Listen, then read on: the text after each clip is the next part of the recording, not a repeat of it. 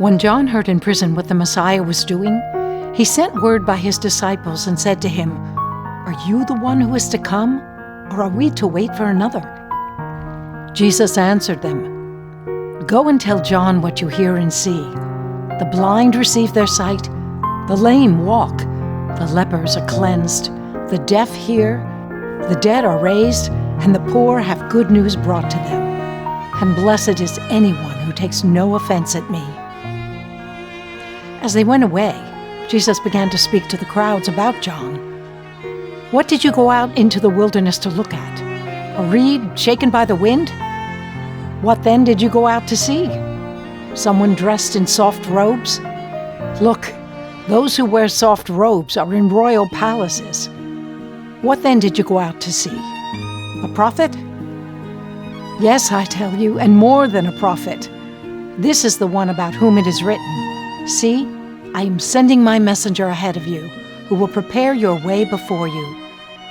Truly I tell you, among those born of women, no one has arisen greater than John the Baptist, yet the least in the kingdom of heaven is greater than he."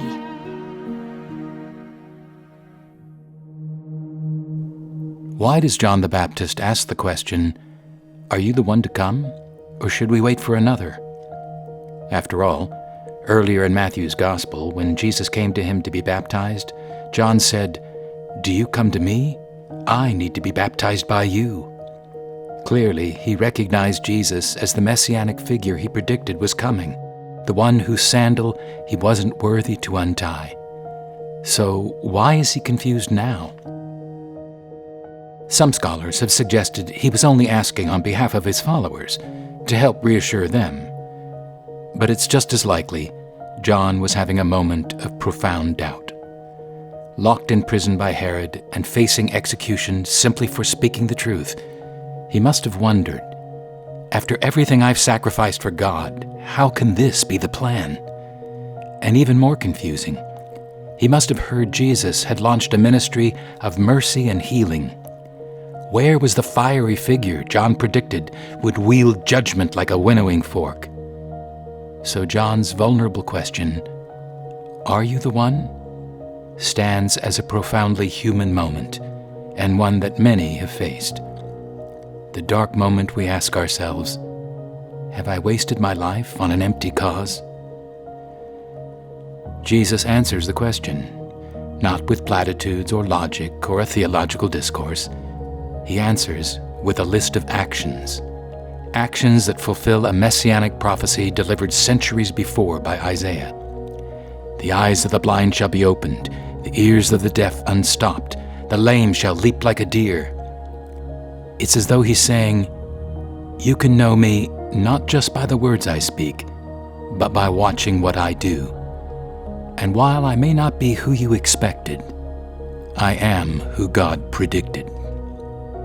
And then, in a grace-filled moment, Jesus doesn't criticize John for his uncertainty.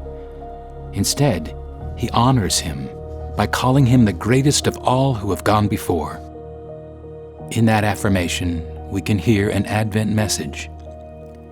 Even in times of doubt, keep watching for what God is doing, and take heart, for God will find worth in your service, regardless of your certainty. A faith without some doubts is like a human body with no antibodies in it. People who blithely go through life too busy or indifferent to ask the hard questions about why they believe as they do will find themselves defenseless against either the experience of tragedy or the probing questions of a smart skeptic. Doubts are the ants in the pants of faith. They keep it awake and moving. Of course, God does not consider you hopeless. If He did, He would not be moving you to seek Him, and He obviously is. Continue seeking with cheerful seriousness. Unless He wanted you, you would not be wanting Him. The secret to joy is to keep seeking God where we doubt He is. Do you give yourself room for doubt in your walk with God? Can you remember a time when struggling with doubt led to insight or growth?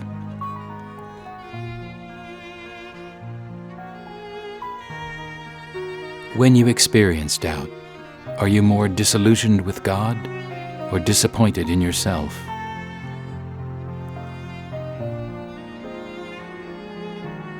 In moments of uncertainty or doubt, how have you sought reassurance or clarity? Can you think of other things you might try?